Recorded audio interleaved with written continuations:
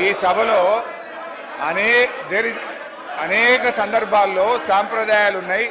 చాలా సందర్భాల్లో కూడా స్పష్టంగా ఇదే శ్రీధర్ బాబు గారు, భట్టి గారు, మేము ఎల్ఏ మినిస్టర్ అన్నప్పుడు క్వశ్చన్ అవర్లో సరైన సమాధానం రాలేదని మీరే అనేక సార్లు ఈ సభలో వాకౌట్ చేసిపోయారు.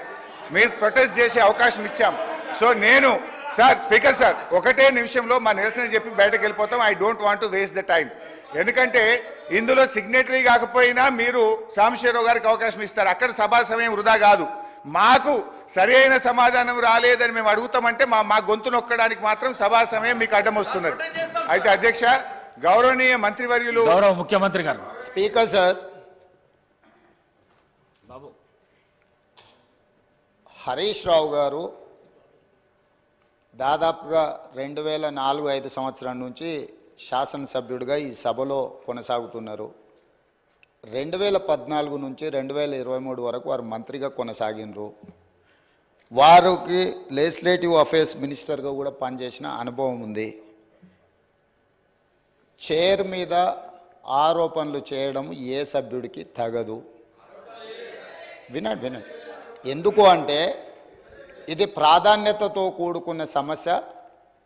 కార్మికుల పక్షాన, కార్మికులు కష్టాలలో ఉన్నప్పుడు 50 రోజులు దీక్ష చేసినప్పుడు 50 మంది చనిపోయినప్పుడు ఖమ్మం జిల్లాకు సంబంధించిన డ్రైవర్ శ్రీనివాసరెడ్డి గారు తన పిల్లలు పెద్ద ఉద్యోగాలలో ఆర్థికంగా బలంగా ఉన్న ఆనాటి ప్రభుత్వం యొక్క వివక్ష 50,000 కార్మికుల పట్ల చూపిస్తున్న విధానాన్ని వ్యతిరేకిస్తూ ఆత్మ బలిదానం చేసుకున్నప్పుడు ఆ కుటుంబాలకు వాళ్ళందరూ అండగా నిలబడ్డారు. అట్లాంటి కార్మికుల తరఫున కొట్లాడే కమ్యూనిస్టు పార్టీ ఈ సభలో వాళ్ళ తరఫున మాట్లాడడానికి అడిగితే మీరు వాళ్ళకు అవకాశం ఇచ్చిండ్రు. ఎందుకు? కార్మికులు ప్రాధాన్యత, కార్మికుల తరఫున కొట్లాడే వాళ్లకు ప్రాధాన్యత ఇవ్వాలి.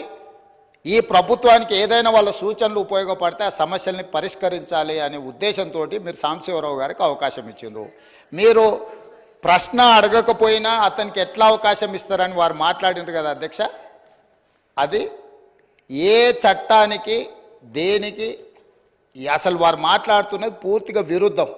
ఒక్కసారి ఒక ప్రశ్న ఈ సభలో ఆమోదం పొందింది అంటే ఈ సభ యొక్క ఆస్తి. సభ ప్రశ్న అడిగిన వాళ్ళకే అవకాశం ఇవ్వాలి, మిగతా వాళ్ళకి అవకాశం ఇవ్వద్దని ఏ చట్టంలో లేదు. ఒక్కసారి ప్రశ్న ఈ ప్రశ్నావళి 10 ప్రశ్నలు ఉన్నాయి కదా అధ్యక్ష. ఇప్పుడు ఇందులో ఉన్న ఈ ప్రశ్నావళి ఈరోజు ఆమోదం పొందిన ఈ 10 ప్రశ్నలు ఉన్నాయి కదా.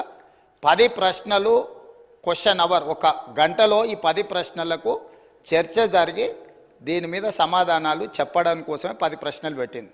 అంటే ప్రతి ప్రశ్నకు 6 నిమిషాలల్లో మనం చర్చ ముగించుకోవాలి. అట్లా 60 నిమిషాలల్లో వీటన్నిటికీ ప్రభుత్వం వైపు నుంచి సమాధానాలు రాబట్టుకోవడానికి ప్రయత్నం చేయాలి. కొన్నిసార్లు ప్రశ్న యొక్క ప్రాధాన్యతను బట్టి తమరు అనుమతిస్తే ఆ చర్చ ఒక్కోసారి కొంత ఎక్కువసేపు కూడా జరగడానికి అవకాశం ఉంటుంది.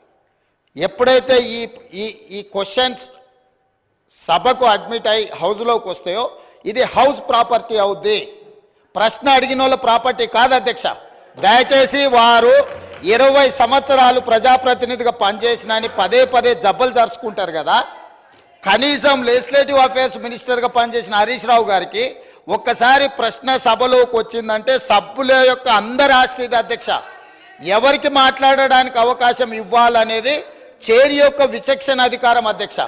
తమరు సాంబశివరావు గారికి అవకాశం ఇవ్వడాన్ని, సభ్యుడు తప్పు పట్టడాన్ని 100% తప్పు.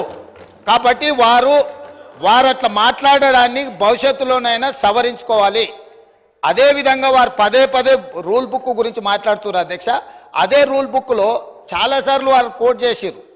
సభ్యులు చైర్ను వదిలి పోడియంలోకి వస్తే అదే రూల్ బుక్లో ఆ సభ్యులను బయటకు పంపించే ప్రొవిజన్ కూడా ఉంది అధ్యక్ష. తమరికి తెలుసు కదా అధ్యక్ష అది. కానీ మీరు అది ఉపయోగించలే. ఎందుకంటే ఈ సమస్య యొక్క ప్రాధాన్యత మీకు తెలుసు కాబట్టి వారు ఎంతసేపు అడిగినా దానికి ప్రభుత్వం వైపు నుంచి స్పష్టమైన సమాధానం ఇచ్చిండ్రు. ఆ సమాధానంతో వాళ్ళు సంతృప్తి చెందకపోవచ్చు. ఎందుకంటే 10 సంవత్సరాలు వాళ్ళు చేసిన తప్పులు ఈ ప్రభుత్వం కూడా చేయాలని వాళ్ళ కోరిక ఉండొచ్చు. కానీ ఈ ప్రభుత్వం ఒక నిర్దిష్టమైన ప్రణాళికతోని కార్మికులను ఆదుకోవాలని, ఆ సంస్థను బ్రతికించాలని, ఈరోజు ఆ సంస్థను ఆర్థికంగా బలోపేతం చేయాలి అని ఈరోజు అహర్నిశలు కృషి చేస్తుంటే వారు పదే పదే వారి గతంలో ఆ కార్మిక శాఖకు గౌరవాధ్యక్షుడిగా ఉన్నారు. ఆనాటి ముఖ్యమంత్రికి ఈయనను ఎట్లా తొలగించాలనో అర్థం కాక ఆ కార్మిక సంఘాన్ని రద్దు చేసిండు. ఎందుకంటే ఈయనను తొలగించాలంటే ఏం చేయాలనో తెలియక వాళ్ళ అంతర్గత సమస్యలు వాళ్ళ ఇష్టం, వాళ్ళ కుటుంబ సమస్యలు వాళ్ళు ఏమైనా కొట్లాడుకొని, కానీ ఆ కార్మిక సంఘాలనే రద్దు చేసింది వాళ్ళ అధ్యక్ష. అట్లాంటిది ఇప్పుడు మళ్ళీ మొదటికి వచ్చి పాత తప్పులన్నీ కప్పిపుచ్చుకోవడానికి ఈరోజు కొత్తగా ఈ ప్రభుత్వం మీద బురద జల్లి మంత్రి గారిని బుల్డోజ్ చేసే విధంగా మాట్లాడడం ఏమాత్రం సమంజసం కాదు అధ్యక్ష. చివరిగా నా సూచన ఒకటే సభ్యులందరికీ, ఎందుకంటే ఇక్కడ దాదాపుగా 119లో 60కి పైగా మొదటిసారి ఎన్నికైన సభ్యులు ఉన్నారు. ఆ సభ్యులు ఏమనుకుంటారు వారు మాట్లాడింది విని?